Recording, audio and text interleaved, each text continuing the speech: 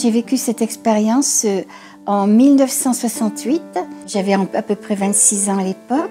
J'ai mis au monde ma petite fille. Et donc, 3 semaines après l'accouchement, j'ai fait une très très grave hémorragie. Il était resté du placenta. Et on a dû me faire une hystérectomie d'urgence, c'est-à-dire l'ablation de l'utérus. Et donc, pendant cette opération, eh bien, je ne sais pas si c'est au début, au milieu ou à la fin, mais je me suis trouvée au plafond.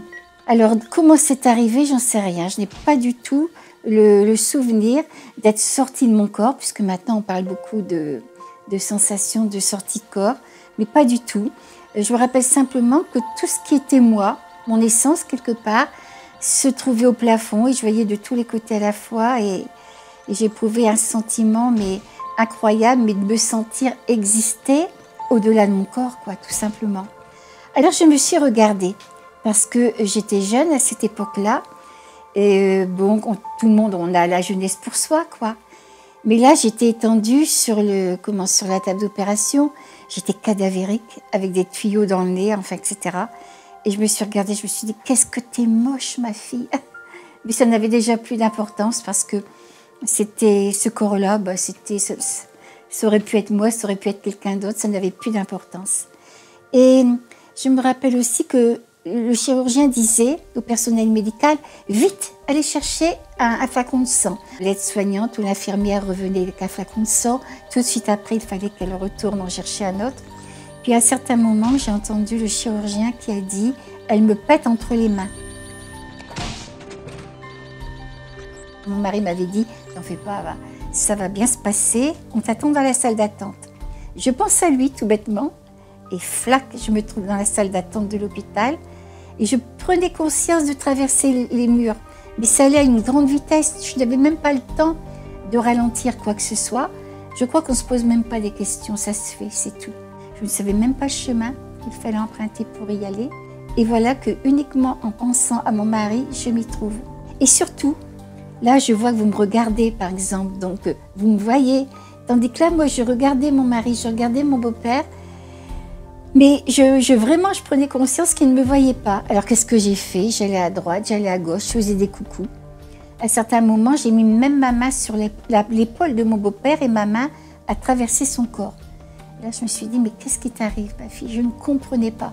Et surtout, c'était que tout en ayant le sentiment d'être moi, mais c'est comme si dans le corps énergétique, spirituel, qu'importe le mot dans lequel j'étais, c'est comme si je prenais plus d'espace que dans mon corps actuel. Et je me rappelle être rentrée dans le cœur de mon mari. Je ne veux pas dire par là que j'étais dans son cœur, physique, non. Je veux dire que je savais tout ce qu'il pensait. Je lui ai reproché de ne pas s'être fait du souci pour moi pendant le temps où il était donc dans la salle d'attente. Et puis, mes beaux-parents, ma belle-mère était chez moi quand je suis partie à l'hôpital. Et j'avais 2 petits-enfants, ma belle-mère devait s'occuper de l'aîné qui avait 22 mois. Je lui avais dit, vous savez maman, si je ne suis pas rentrée demain, surtout donner le déjeuner de mon petit garçon, non pas à midi, mais à 11h30, parce que bon, les mamans, on se rend compte, on est près des enfants, on sait leur cycle. À midi, il piquait du nez, il avait déjà sommeil. Et je pense à mes enfants, et sans avoir eu le sentiment de sortir de la salle d'attente de l'hôpital ou de parcourir un trajet, je me suis trouvée chez mes beaux-parents. Je suis rentrée dans la salle d'opération vers les 12h30, donc il était plus tard que ça. Et donc ma belle-mère était en train de lui donner son repas et lui piquait du nez dans son assiette. Et je n'ai pas pu m'empêcher de me dire, mais pourtant je lui avais dit, mais sans méchanceté, parce que bon, la matinée avait été donc bien perturbée par moi. Et je pense à mes parents, et je me trouve chez mes parents. Maman est en train de dire à papa, oh là là là là, dans quel état elle doit être Nicole, parce que Michel lui avait apporté le matin tout un drap maculé de sang qu'on m'avait mis entre les jambes quand je suis allée à l'hôpital. Et donc, ma maman avait très très peur, quoi. Et papa disait vite, j'avais encore un petit frère de 11 ans, on va l'accompagner à l'école pour être là quand Nicole se réveillera suite à son opération. Donc, plus tard, bien plus tard, quand j'en ai discuté avec papa et maman, ils m'ont confirmé que c'était vrai. Alors après, je ne sais pas, je me suis trouvée dans un abîme de ténèbres, de silence. C'était le néant à l'échelle universelle. Et là, pour la première fois, je me suis dit, ça y est, ma fille, tu es morte. Et puis pourtant, c'était pas possible que je sois morte, parce que pour moi, la mort, ça représente l'arrêt de tout, quoi, de toutes les fonctions cérébrales. C'était pas possible parce que je vais vous faire rire, mais j'étais beaucoup plus intelligente que je ne le suis maintenant. On aurait dit déjà que tout s'était ouvert. Et là, j'ai pensé à ce qu'on m'enseignait lorsque j'étais jeune, que j'allais au catéchisme, qu'on me disait qu'on vivait jusqu'à la fin des temps. Et une panique m'a pris. Et au loin, j'ai vu une pointe d'aiguille de lumière, simplement ça, une toute petite étoile. Et là, j'étais propulsée à toute vitesse vers cette étoile. Je voyais comme des formes. Ça donnait la forme d'un tunnel, mais c'était peut-être la vitesse qui faisait ça, je ne sais pas. Mais ce que je me rappelle, c'est que la lumière a pris tout l'horizon. Et je suis rentrée dans la lumière et c'est le plus beau moment de ma vie. Parce que je rentrais dans un océan d'amour pur. Je me rappelle une fois, il y avait un psychiatre qui m'a dit « Mais je suis toujours très émue par les personnes qui parlent de la lumière, de la façon dont elles en parlent, parce qu'on sent une émotion. Et moi, je me demande si ce n'est pas qu'elles ont manqué d'amour en étant jeunes, si ce n'est pas une compensation. » Moi, je dis tout le temps que je souhaite à toutes les personnes d'avoir des parents comme j'ai eu, quoi, parce que j'étais loin de manquer d'amour. Au contraire, ils m'en ont donné tout plein, moi et mes frères, quoi. Mais là, je ne sais pas vous dire, cet amour-là, c'est un amour qui comble, qui restaure. On devient amour, tout simplement. On devient amour. Et j'étais dans une plénitude de paix, de compréhension, je ne peux pas vous expliquer. Dans cet état-là, dans cette lumière-là, j'ai su que j'étais éternelle et que je vivrais toujours. On le sait, voilà, c'est comme ça. Je prenais conscience du mot « je suis ». C'était comme si j'étais unie à la vie qui était partout dans l'univers, que je devenais cette vie-là et qu'il n'y avait que ça, quoi. Et je me rappelle que j'ai vu des êtres qui m'ont accueillie. Ces êtres-là, dans mon cœur, je les appelle des guides. Ils voyaient en moi comme un livre ouvert. Je ne voulais leur montrer que les bons aspects de mon caractère, mais je savais qu'ils savaient tout de moi. Je me suis trouvée dans un jardin. C'était magnifique. Bien sûr, il y a des beaux parcs sur la terre. Bon, là, mais là, je voyais le sacré de la vie parce que, par exemple, un brin d'herbe, je voyais les molécules de vie dedans. Je me suis assise près d'un ruisseau, mais c'était de la lumière d'eau.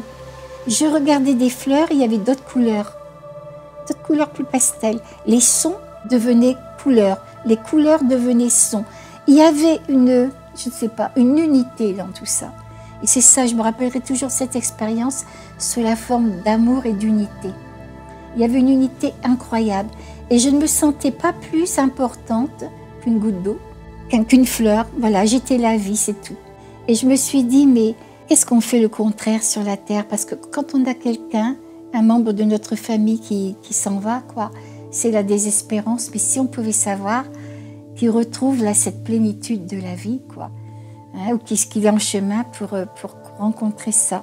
Et j'ai vu mon petit frère.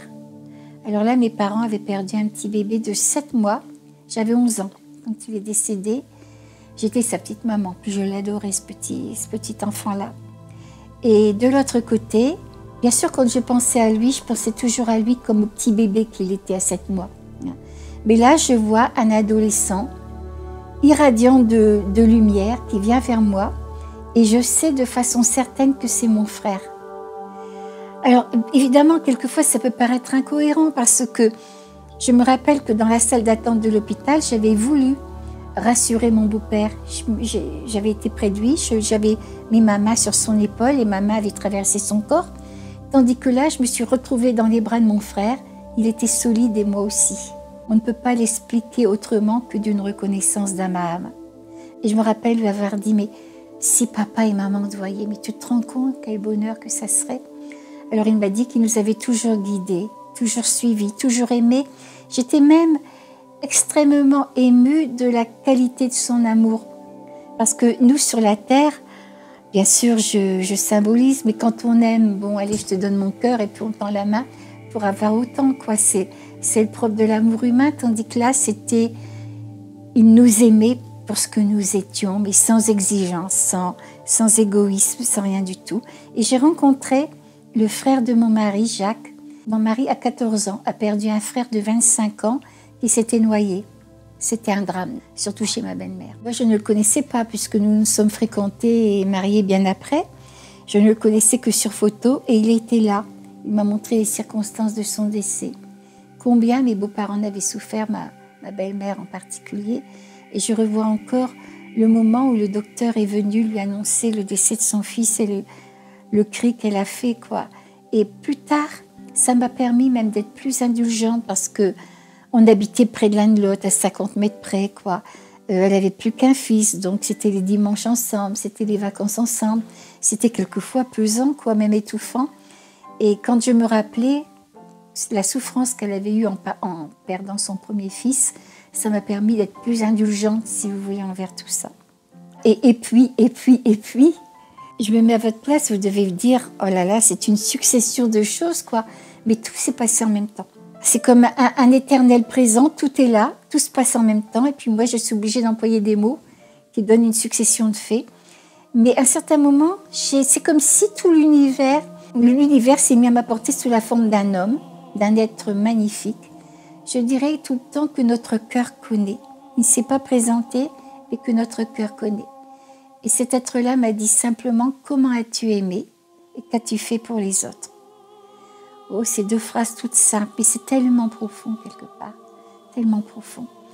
Et donc, pendant qu'il me disait ça, on me montrait, certainement sous forme symbolique, je suppose, toute l'humanité avec les bras levés au ciel et qui implorait. Et je ressentais toute la souffrance de l'humanité. Et puis, j'ai revu ma vie à l'envers, donc de mes 26 ans à l'époque, à ma naissance.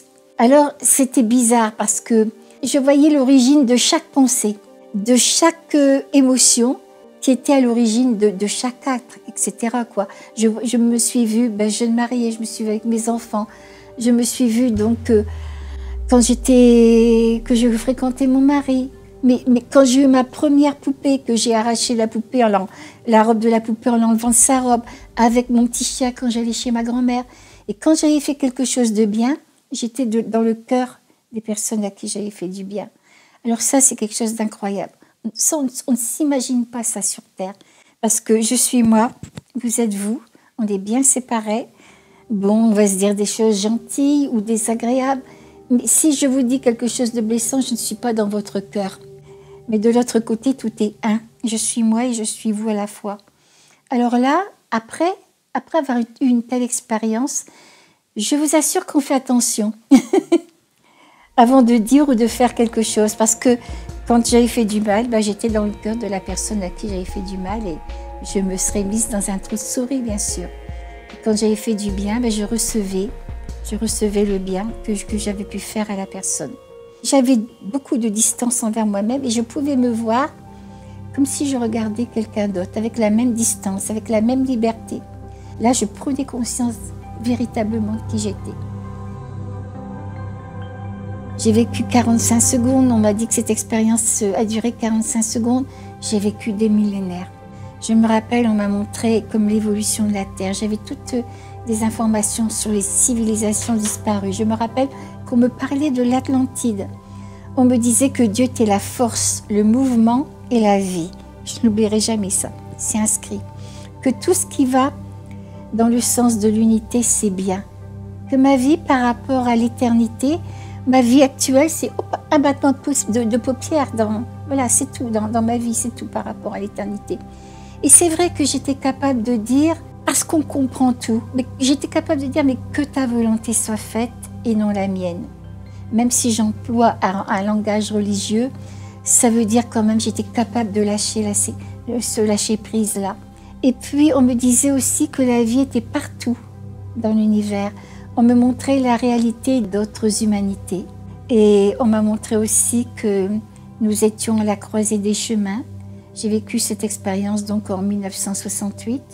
Mais on me disait qu'il y aurait comme un chômage qui s'étendrait sur le monde entier. Tout était florissant pourtant à l'époque.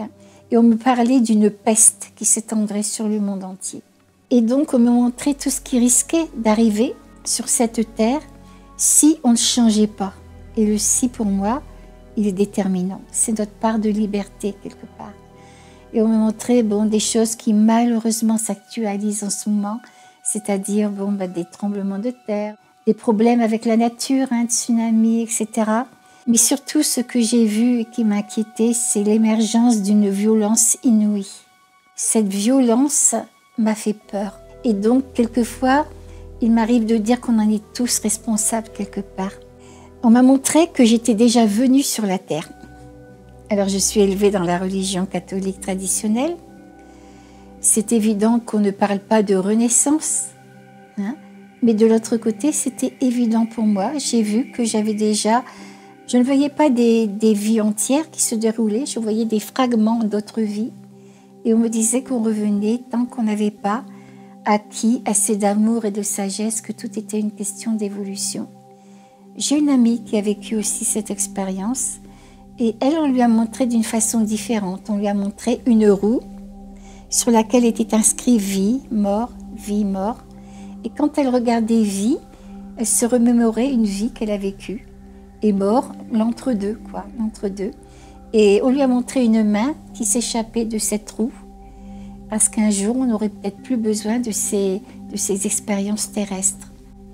On m'a montré que mes beaux-parents, qui avaient à peu près le même âge, et ma grand-mère à 3 ans près, on m'a montré que lorsqu'ils partiraient sur la terre, ce seraient tous les 3 presque en même temps. Et donc 2 à 3 semaines d'intervalle. J'avais dit ça à mon mari. J'avais dit, tu sais, je ne me rappelle plus qu'il partira premier, second, troisième, mais ils partiront à 3 semaines, 2. Alors le 27 janvier 81, un mardi, mon grand-père nous quitte. 3 semaines après, un mardi, c'est ma grand-mère. Et dans le courant de l'année suivante, c'était ma belle-mère. Et j'avoue que ce sont des choses concrètes comme ça qui ont incité mon mari finalement à me croire, Et là, j'ai vu ce que serait ma vie quand je reviendrai, entre le moment où je revenais et le moment où je partirai définitivement. Et j'ai vu que j'aurais beaucoup d'épreuves et de souffrances. Et je me suis vue pleurer bien des fois. Et là, je me suis dit, mais qu'est-ce que j'ai donc fait à Dieu pour mériter toutes ces épreuves, toutes ces souffrances? Et on m'a dit qu'avant de naître, je les avais acceptées, parce qu'à travers elles, je grandirais. Et là, je vous assure que c'est encore peut-être une partie égoïste en moi. J'ai demandé que me soit donné en une seule vie ce qu'il me restait à vivre dans d'autres vies sur cette terre, parce que pour moi, la terre, c'est vraiment l'enfer. Je ne voulais plus revenir. Et on m'a dit qu'on ne pouvait me donner plus que mes épaules ne pouvaient supporter.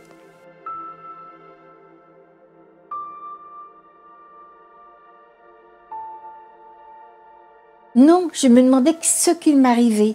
J'ai eu conscience d'être morte, c'est quand je me suis retrouvée dans cet abîme de ténèbres et de silence, dans ce néant. Mais avant, je me posais la question. Tout était pour moi réel. Bon, j'étais vivante. Je pense à mon mari, je suis près de mon mari, je traverse les murs. Alors là, qu'est-ce qui m'arrive? Mais je ne me suis pas posé la question, c'est un rêve. Non, c'est pas possible. Et même quand on me demande, bien des fois, on me demande, Madame Dron, vous ne croyez pas que c'est un rêve? Cette expérience, ça n'a rien à voir avec un rêve. Je dirais parce que on comprend dans une telle expérience que nous, dans ce qu'on appelle notre réalité maintenant, eh bien, c'est qu'un dixième, peut-être même pas, de ce qu'on est en totalité. On est infiniment plus que ce qu'on vit au quotidien, infiniment. The important thing to understand is that Gateway Valley was much more real than this world. Far sharper, crisper, and more real than this. This is very dreamlike by comparison. That was a deep, deep mystery to me for a long time, trying to understand that ultra reality. It's very hard to put it into words. Later on, when I was trying to explain all this, and my original default was this had to be some crazy brain effect, some wild hallucination or drug effect or dream. That's what I was trying to explain it as. But after many, many months and going over all this with my doctors and everything, we came to realize, well, it was way too real to be real because it really happened. But it didn't happen in my brain, and it didn't happen in the physical universe. It was a much deeper clue about the nature of all existence, and in many ways confirmed tens of thousands of other near-death experiences and other spiritually transformative experiences, not to mention the writings of religious mystics and prophets and those writing about the afterlife going back thousands of years, because we're all talking about the same thing. Ce que je me rappelle, c'est quand je suis allée dans la lumière, c'était direct. Quand je suis revenue, j'avais le sentiment de... comme si je descendais, que je traversais d'autres plans de conscience plus denses. Et j'ai vu des personnes qui étaient près de la terre, qui étaient quelque part comme accrochées à la terre. Et j'ai envie de dire à chaque fois, si vous avez perdu un membre de votre famille, un ami, pensez à lui. Envoyez-lui de l'amour. Dites-lui à cette personne-là, surtout si elle ne croyait en rien, hein, dites-lui qu'on l'attend de l'autre côté. Voilà. Et pour moi, l'important, ce n'est pas, vous voyez, de parler de cette expérience pour dire, voilà, j'ai fait ça, il y a des millions de personnes qui ont vécu cette expérience. Mais parce que j'espère que cette expérience, elle peut éveiller les gens. Il y a un sens, il y a un but. Notre venue sur la Terre correspond à quelque chose, quoi.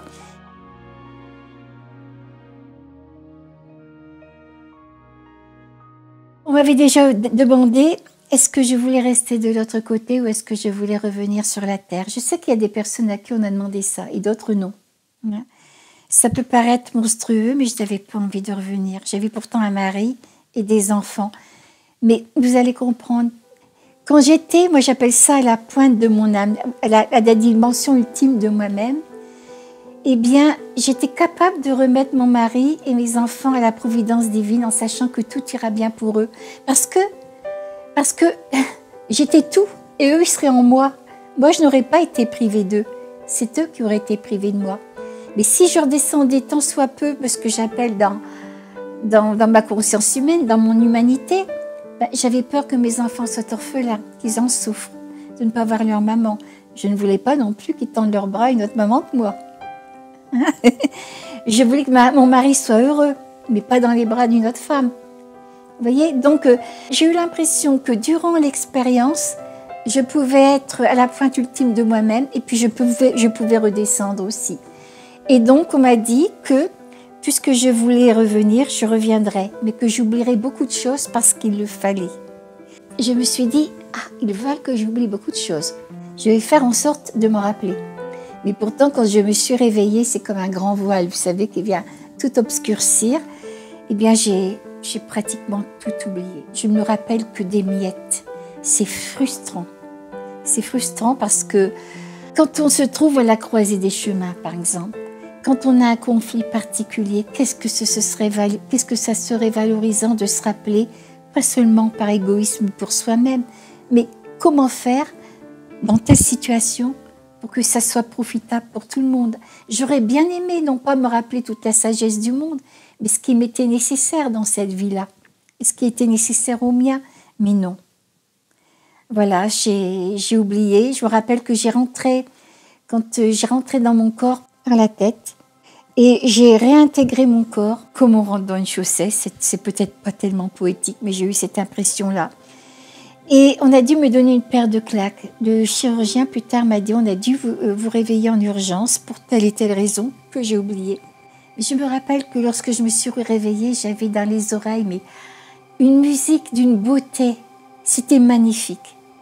C'est une musique à pleurer d'amour pendant longtemps, et même encore maintenant.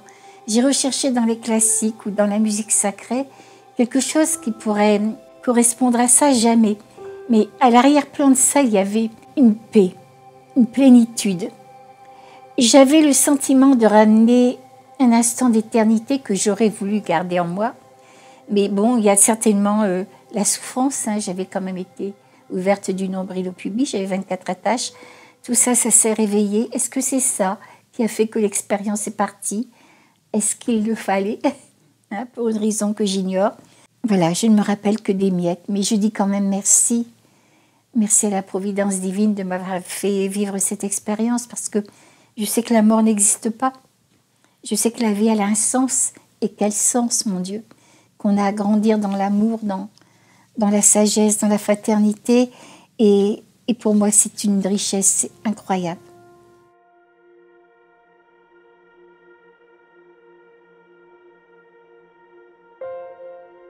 Une infirmière que j'ai rencontrée lors de ma première sortie, un mois après, dans un magasin. Cette infirmière-là est venue à moi et c'est elle qui m'a abordée en me disant « Bonjour la petite ressuscitée ». Et donc, je lui disais, je ne vous connais pas. Et elle m'a dit, mais oui, moi je vous connais bien parce que j'assiste à votre opération. Qu'est-ce que vous nous avez fait peur? Alors évidemment, j'en ai profité pour lui demander tout ce qui m'était arrivé parce que, en principe, les docteurs, les chirurgiens n'ont pas le temps. Ils sont très, très prudents. Ils ont évidemment mon mari que je revenais de loin, mais que tout danger semblait dorénavant écarté. Et à l'hôpital, on m'appelait la petite ressuscitée. Et pendant les 10 jours où je suis restée à l'hôpital, je peux dire que presque tout le temps, j'avais quelqu'un près de moi parce que je revenais de loin. Je crois qu'il fallait être prudent pendant longtemps. Et c'est là qu'elle m'a dit que je n'ai pas le droit de vous le dire en tant qu'infirmière, mais après tout, vous êtes bien là, elle m'a dit. Donc, vous n'êtes pas morte. Donc, Madame Dron, vous avez été morte, elle m'a dit. Vous êtes morte pendant... Alors, j'ai demandé combien de temps? 45 secondes avec électrocardiogramme plat. Il faut savoir que dans les 15 secondes qui suivent l'arrêt cardiaque, le cerveau s'arrête de fonctionner. Il n'y a aucune activité électrique décelable au bout de 30 secondes. Au début, c'est 15 secondes. 15 secondes, ça commence à décliner. Au bout de 30 secondes, il n'y a plus rien.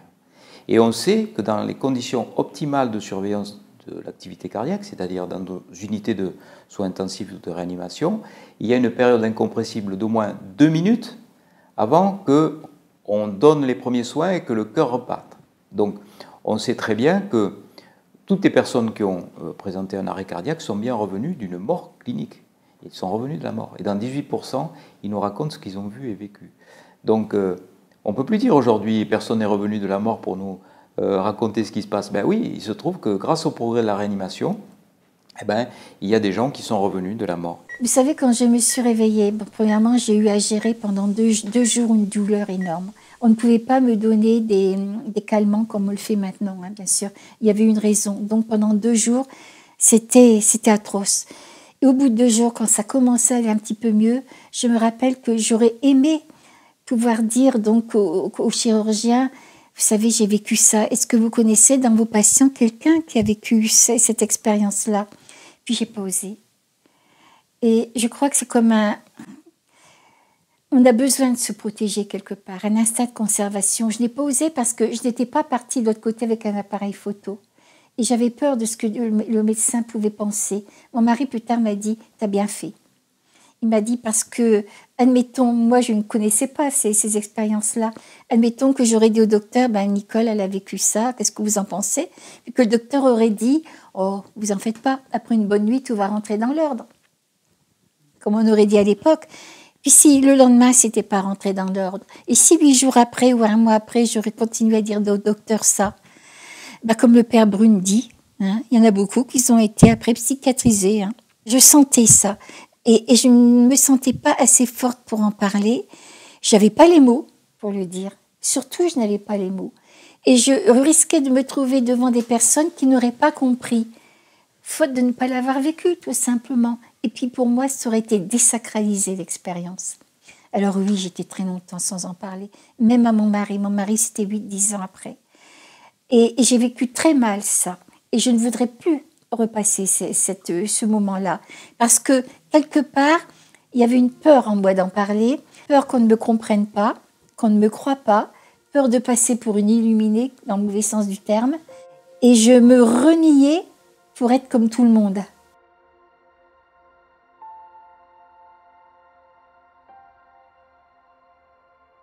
Ah mais moi je vivais avec, mais je la trahissais quelque part, parce que j'avais peur, je la trahissais. Puis un jour, j'ai dit non, ma fille, tu ne peux plus continuer à renier cette expérience-là. Je vais même vous dire une chose, je crois qu'on peut mourir de se trahir. On peut en arriver à en mourir physiquement, parce qu'on ne peut plus vivre dans une plénitude totale, c'est pas possible. Et un jour, je me suis dit, je ne peux plus continuer à vivre comme ça. J'ai commencé à en parler à mon mari et à maman. C'était à l'époque à peu près où on avait un ami qui est décédé à 40 ans de la maladie de Hodgkin. Et j'ai commencé à en parler là. Et puis après est sorti le livre « La vie après la vie » du docteur Moody. Je me rappellerai toujours du jour béni où je suis allée donc à la maison de la presse de ma ville pour acheter un livre pour mes enfants qui faisaient des études. Et là, il y a presque un livre qui m'est tombé des mains. Je vois qu'il y a une centaine de personnes, on parlait d'une centaine de personnes, je crois, qui qui ont vécu cette expérience comme je l'ai vécue. J'ai senti une émotion qui m'a pris. Je l'ai payée tout de suite en sanglotant, en espérant qu'on ne me voit pas. Et là, j'ai acheté ce livre en plusieurs exemplaires parce que ça m'a permis de le passer aux personnes à qui j'en parlais après. Mais le plus difficile, c'est de ne pas trouver les mots pour en parler. Si vous aimez la musique, je vais vous dire, oh là là, j'ai été voir un beau programme de Bach ou de Mozart ou de Mendelssohn, ce que vous voulez. Si vous saviez ce que c'était beau. Hein? Alors j'ai beau vous décrire le morceau de musique, que c'était émouvant, que ça m'avait emmené sur des hauteurs, etc. Vous allez faire oui. Mais si je vous dis rien, et puis qu'on y va ensemble, et puis qu'on écoute tous les deux, vous le sentirez. Et le ressenti qu'on peut avoir dans ces expériences-là, c'est pas un ressenti qui peut se traduire avec de l'émotion, uniquement de l'émotion, ou des choses intellectuelles. Ça transcende, ça dépense tout ça. Il y a pas le mot pour expliquer ça. Cette notion d'amour infini. On ne peut pas. On devient amour, mais on ne peut pas le dire. Cette notion de paix, cette notion de connaissance, cette notion de temps, qu'il n'y a plus de temps, qu'on est dans un éternel présent quelque part, on ne peut pas. Et alors, cette notion d'unité, où il n'y a plus vous et moi et vous, mais on est tous un quelque part. Et on communique de l'intérieur. Il n'y a plus les corps qui séparent. Comment dire ça? Là, vous m'écoutez, mais il faut le ressentir. Et de l'autre côté, on le ressent. On le ressent totalement. Mais on ne peut pas le dire. C'est une souffrance, vous savez, de ne pas pouvoir expliquer ça.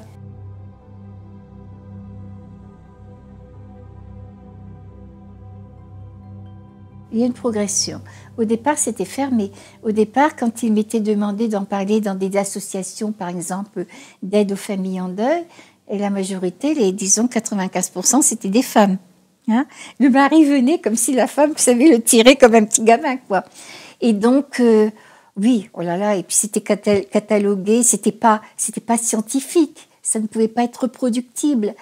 Voilà. Puis après, tout doucement, peut-être grâce aux personnes qui ont osé en parler, vous savez, parce qu'au départ, c'était kamikaze quelque part que d'accepter de participer à une émission radiophonique ou à une émission de télévision, parce qu'on était démontés quelque part. Mais peut-être que ça a fait son chemin, et peut-être qu'aussi, on parle de nouvelles vibrations qui sont déversées sur la Terre. Hein, peut-être que tout ça fait que les gens s'éveillent. Les gens s'éveillent et moi j'ai vu quand même une progression énorme depuis une dizaine d'années, mais c'est incroyable. Et ça me réjouit tellement le cœur que maintenant je me dis, je peux mourir maintenant. Parce que j'ai le bonheur d'avoir vu cette évolution, quoi. Je ne pensais pas voir ça, je ne pensais pas. Alors au départ, quelquefois, j'étais impatiente entre nous parce que, est-ce que c'est l'anesthésie qui fait ça? Est-ce que ce sont les endorphines ou le plus de gaz carbonique ou le moins d'oxygène? Et je me disais, mais combien de temps on va tourner en rond comme ça? Et puis, ça a évolué et maintenant, on en arrive au domaine de la conscience. Et là, ça s'ouvre. Le milieu scientifique a commencé à s'intéresser. Et je me rappelle surtout du cardiologue Pim van Lommel, quand il a dit que la conscience n'était pas le produit du cerveau, mais pouvait être délocalisée du corps humain. I'm a cardiologist, so I had the privilege to have patients who survived cardiac arrest. Started out of curiosity to ask patients who survived a cardiac arrest if they could remember something of this period of unconsciousness. And then, to my big surprise, within 2 years, out of 50 patients I asked, 12 patients told me about the death experience. And that's the moment my scientific curiosity started to grow, because according to our current medical knowledge, it's impossible to experience consciousness during cardiac arrest when circulation and breathing have ceased. So this is how it started for me. I have learned as a medical student and as a young doctor that we have the assumption, it shouldn't be discussed, that consciousness is a product of the function of the brain. So that's the reason it's impossible to experience consciousness when you have a cardiac arrest. But is there any scientific evidence that consciousness is produced by the brain? No, it's a non-proven assumption. It's just an hypothesis. But everybody accepts it because most people have the experience that you experience consciousness when you're awake. As neuroscientists see activities in neuroimaging techniques, they believe that they see something which could be the consciousness. No neuroscientist on earth can give you the first sentence, not even a sentence, to explain how the physical brain might create consciousness. And it's not because we haven't done enough research. You know, the 1990s were the decade of the brain, and Obama has recently earmarked a significant amount of federal funding to additional study of the brain. The more we study the brain, the more we realize it does not create consciousness. On est face à une phénoménologie inexplicable. C'est d'accord, elle ne rentre pas dans nos dogmes scientifiques. Qu'est-ce qu'on fait? Il ne faut pas rejeter toutes ces expériences, il ne faut pas rejeter tous ces témoignages. C'est un prétexte un peu court, en disant qu'on ne comprend pas, donc on exclut. Il faut au contraire proposer un autre modèle. Le modèle que je propose sera valable jusqu'à ce qu'un autre phénomène vienne le contredire. Voilà, je crois que c'est comme ça qu'on doit avancer quand on est un scientifique. Et je dis qu'aujourd'hui, il n'y a aucune explication rationnelle, matérialiste à ces expériences et qu'il faut donc changer de modèle de pensée, changer de modèle d'explication de la conscience. On va dire les cerveaux du corps sont des magnifiques machines pour recevoir la conscience. La conscience est comme une substance invisible qui remplit l'univers. Les physiciens quantiques disent sans la notion de conscience, on ne peut pas comprendre comment fonctionne l'univers. Les physiciens les plus modernes, qui ont des prix Nobel de physique. Donc la conscience, finalement, c'est quelque chose d'extérieur au cerveau. Le cerveau a besoin de la conscience pour vivre, mais la conscience n'a pas besoin du cerveau pour vivre. On prend souvent l'image du fait que le cerveau, c'est comme un poste de télévision qui peut recevoir la conscience, la traiter aussi un peu à sa manière et lui renvoyer de l'information, donc interagir avec la conscience. Alors qu'est-ce qui se passe quand un poste de télé dysfonctionne? On ne peut plus capter la conscience. Par contre, la conscience existe toujours, c'est-à-dire que les chaînes continuent d'être émises par les stations, il y a des ondes dans l'air, mais simplement le poste ne peut plus les recevoir. Et dans les expériences de mort imminente, par exemple, le cerveau ne fonctionne plus, alors que la conscience n'a jamais été aussi performante. Et c'est possible parce que les gens ne sont plus dans leur corps, donc ils sont dans la conscience hors corps, donc dans la conscience beaucoup plus large. Moi, je dis que nous, on se connaît très mal. On a un corps physique, on dépend de nos 5 sens, et puis c'est tout. Mais on n'est pas que ça.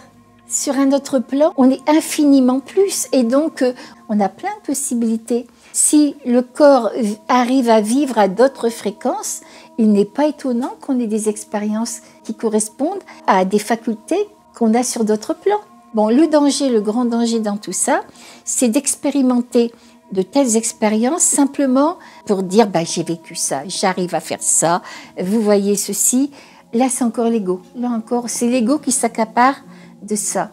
Alors que si ça arrive comme ça, spontanément, ou si c'est parce que c'est à cause d'une ouverture de conscience ou alors d'une évolution spirituelle où des possibilités nous sont données, mais qu'on ne va pas s'accaparer pour autant, ça fait partie des justes choses, quoi. Tout le monde, un jour ou l'autre, il nous arrive quelque chose dans la vie, un rêve prémonitoire, n'importe quoi. Tout le monde, on a ça. Mais j'aime pas le mot pouvoir, je préfère faculté. Il m'arrive d'avoir des rêves prémonitoires. Il m'est arrivé d'entendre une fois au fond de mon cœur, Jésus que ma joie demeure. La chanson Jésus que ma joie demeure quand j'ai perdu vraiment des êtres chers et que j'étais vraiment dans l'affliction. Ça arrive des choses comme ça. Il y a des moments, oui, ça arrive. Mais pour moi, le plus grand des dons, la plus grande des facultés, c'est de pouvoir aider l'autre à s'éveiller, tout simplement. On est à des millions de personnes à avoir fait cette expérience-là. Je pense que c'est pas pour rien. Je pense qu'il faut avoir le courage d'en parler maintenant. Il faut transmettre ça en vue d'un éveil spirituel. Parce que de l'autre côté, cette expérience, c'est la vie. Et la vie, c'est l'amour. Et je suis persuadée qu'il n'y a qu'une chose dans l'univers, qu'il n'y a qu'une énergie, c'est l'amour. Et si on ne passe pas par l'amour, on va à la catastrophe.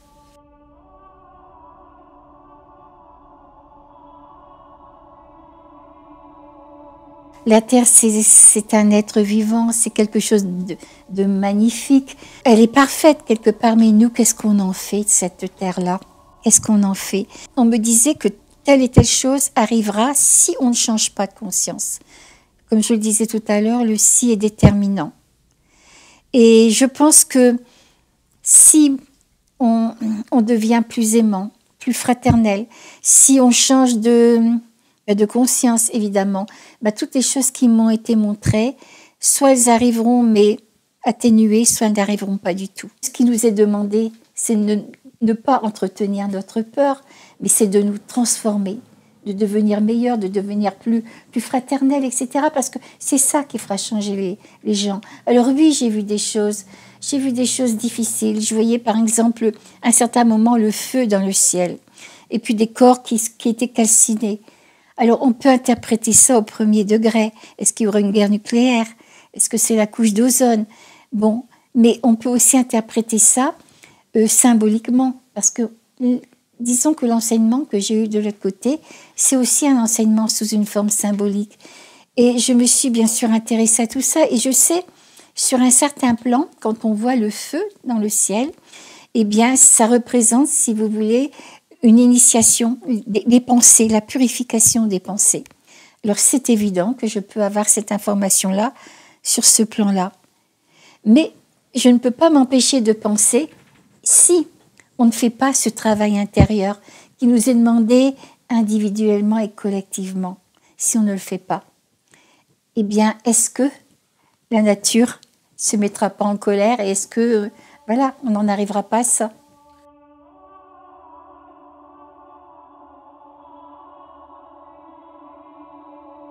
Moi, j'ai été élevée dans la religion catholique traditionnelle. Bon, je dis tout le temps que cette expérience n'a rien enlevé au trésor que peut avoir ma propre religion, mais je ne me sens plus limitée par le fait, hors de l'Église, point de salut, par exemple, quand on va dire des trucs comme ça, pour moi, ça n'a pas de sens. Et le poids de l'institution religieuse qui sont fixés à des dogmes, non, pour moi, ça n'a plus de sens. Pour moi, c'est la religion de l'amour, tout simplement. Si on me demande de quelle religion je fais partie, la religion de l'amour. De quelle philosophie? La philosophie de l'amour. Parce que l'important pour moi, ce n'est pas d'appartenir à une religion, c'est d'accéder à travers elle à l'essence de la religion. Et cette essence-là, eh bien, c'est quand c'est la chenille qui devient le papillon. Il faut emprunter ce sentier-là de transformation. Et cette essence-là, on la retrouve dans tout. Cette plénitude, ce qu'on peut appeler Dieu, cette vie, c'est comme la sève de l'arbre. Et puis l'arbre, elle a différentes ramures, différentes branches. Et puis ça va dans tout, quoi. Et nous, on cloisonne ça. Je sais très bien que c'est peut-être confus ce que je dis, mais au point de vue absolu, on est parfait, on est des êtres magnifiques. Et quelquefois, je m'insurge contre certains prêtres. Attention, je respecte toute ma tradition religieuse. Il y a des trésors là-dedans. Mais quand j'entends des prêtres dire qu'on est des pauvres pécheurs, voilà. Et j'ai plutôt envie qu'on dise aux enfants, mais vous êtes magnifiques, vous avez toute la force en vous pour traverser toutes les situations, quoi.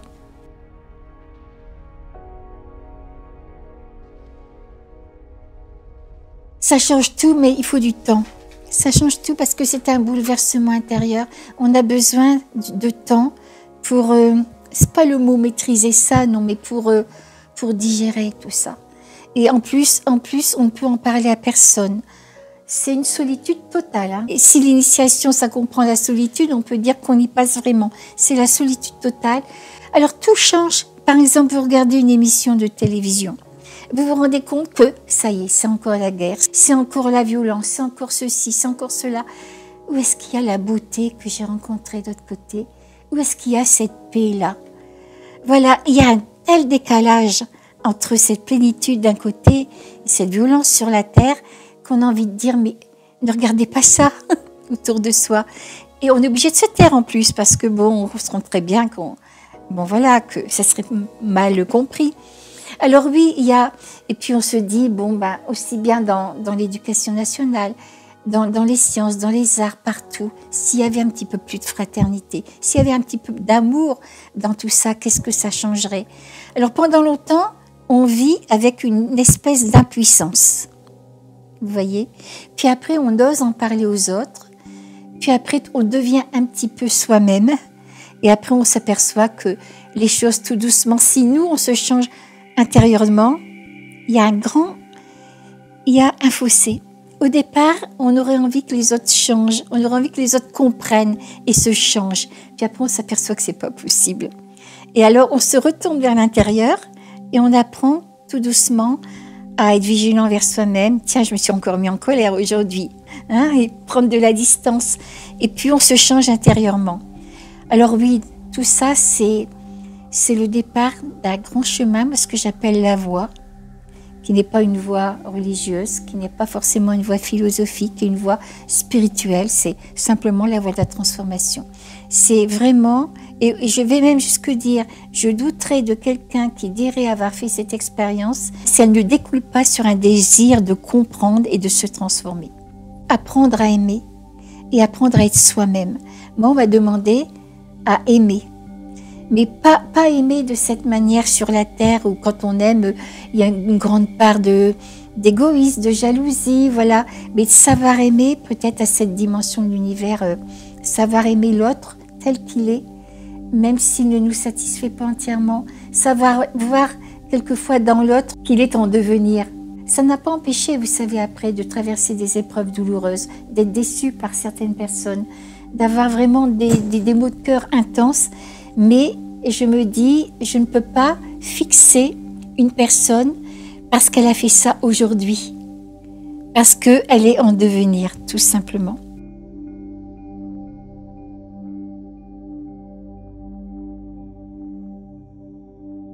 Les personnes qui sont dans la souffrance parce qu'elles ont perdu un être cher, par exemple, alors je leur dirais qu'on se reverra, que la mort n'existe pas, qu'on se reverra. Ça n'enlève pas la souffrance, mais ça enlève la désespérance, tout simplement. La vie continue, et voilà. Et de penser à la personne qui est partie comme si elle est encore là, parce qu'elle sera là. Pour les personnes qui ont des graves problèmes, qu'on a accepté quelque part de vivre certaines épreuves que nous, on considère comme épreuves. Nous, tout ce qui nous va bien, on dit c'est bon. Tout ce qui nous va moins bien, on dit c'est mal. On n'en veut pas, c'est normal, on écarte. Mais dans une certaine dimension, tout n'est qu'expérience. Parce que ces expériences-là, même si on les catalogue de négatives, eh bien, dans le creux de ça, eh bien, on apprend des choses. Par exemple, j'aurais accepté, dans cette expérience-là, j'aurais accepté le fait de revenir sur la terre d'un fauteuil roulant, si vous voyez, par exemple. Alors que pour moi, mon Dieu, fou là là. Eh bien, parce que à travers ces épreuves-là, j'étais capable de voir quelles qualités j'allais pouvoir développer. Ici, sur la terre, nos critères du bonheur, c'est aimer et être aimé, c'est être en bonne santé, ne pas tendre tout le temps la main financièrement, etc. quoi. De l'autre côté, les critères du bonheur, c'est redevenir ce qu'on est, cette plénitude qu'on est.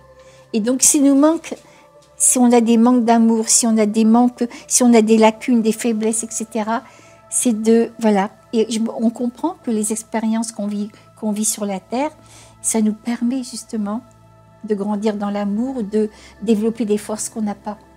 C'est complètement différent. Alors j'ai envie de dire à ces personnes-là, voyez plus loin que les propres problèmes actuels. Voyez ce que ça va développer en vous. Ils ont simplement compris comment il fallait se comporter sur cette planète pour être dans le bonheur inconditionnel de l'autre côté. Parce que les gens qui vivent une expérience négative, ils vivent ça plutôt comme un avertissement de l'au-delà, leur disant tu vois comment ça va se passer si tu continues ta vie comme tu l'as commencé. Donc les gens sont transformés. Ils se détachent des valeurs matérielles de cette planète et puis ils veulent donner de l'amour aux autres. Donc ils veulent aider les autres. Ils vont dans des œuvres caritatives, humanitaires. Ils sont vraiment tournés vers les autres. Ils ont compris l'essentiel de ce que l'on devait faire sur cette planète pour être heureux. Être dans le bonheur, c'est donner de l'amour aux autres.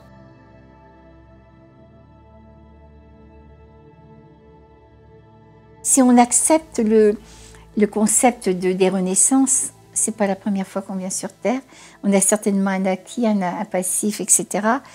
Et admettons que nous soyons une note de musique. Quand on vient au monde, on est cette note de musique qui va attirer tout ce qui est en harmonie avec elle.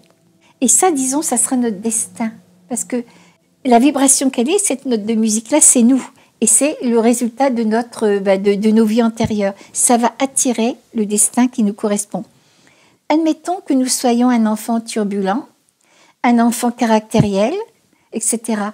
bon, il va automatiquement, c'est pas difficile de prédire que dans sa vie, il aura des problèmes avec ses parents, les enfants à l'école, sa femme, etc. Bon. Mais si quelqu'un, s'il prend conscience de ce qu'il est, si on lui fait faire du judo, par exemple, ainsi on le remet dans certains rails, etc., on lui apprend à développer plus de compassion et tout, il n'aura plus besoin des mêmes expériences, de la même dureté de certaines épreuves. Et moi, je dis que tant qu'on est dans l'ego, parce que quand on vient sur la Terre, si on était parfait, on ne viendrait plus, on ne serait plus là. Chacun en a une part d'ego. Tant qu'on est dans l'ego, oui, on est sous la loi du destin. Mais quand on prend conscience de qui on est, qu'on essaye de s'améliorer, tout doucement, on quitte la loi du destin pour entrer dans la loi de la grâce. Et on arrive à ne plus, l'ego, comment le destin n'est plus aussi contraignant. On finit un jour par partir du destin. Parce qu'on fait un travail intérieur, on devient moins égoïste, on fait attention à qui on est, on devient plus aimant, etc. Donc on change notre vibration intérieure. Donc notre vibration intérieure, eh bien on change notre destin. Quand on a une pensée d'amour, de compassion, voilà, et le sentiment qui va avec, bien sûr que tout nous arrive parce qu'on l'a pensé et qu'on l'a ressenti, c'est évident. D'où l'importance d'être vigilant envers soi-même. D'où l'importance de savoir, de parler de ses expériences, non pas pour dire, vous voyez, j'ai vécu ça. Hein. Comme je l'ai dit, il y a tellement de personnes qui ont vécu ça, mais pour dire, cette expérience m'a fait comprendre que c'était important de se découvrir tel qu'on était, de s'améliorer, parce qu'on change soi-même, on change le monde. Et on change aussi notre statut de l'autre côté quand on va mourir, parce que j'ai traversé différents plans de conscience. Et je sais très bien que c'est pas parce que j'ai vu la lumière que j'irai. Oui, bien sûr, on voit la lumière, mais tant qu'on n'est pas devenu soi-même lumière, on ne peut pas. C'est une sorte d'osmose, c'est une densité de l'âme. Donc, en prenant conscience de tout ça, eh bien, on s'améliore, on améliore tout autour de nous.